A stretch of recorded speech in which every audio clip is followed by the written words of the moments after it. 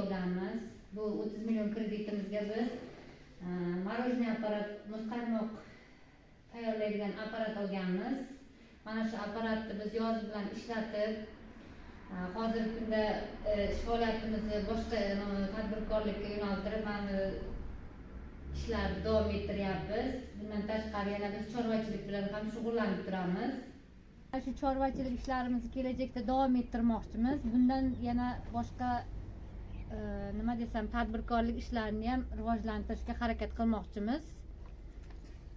Nima deymiz endi, kredit berib bizni shunday o'qigani uchun prezidentimizga, bank xodimlariga hammasiga katta rahmat aytib qolaman.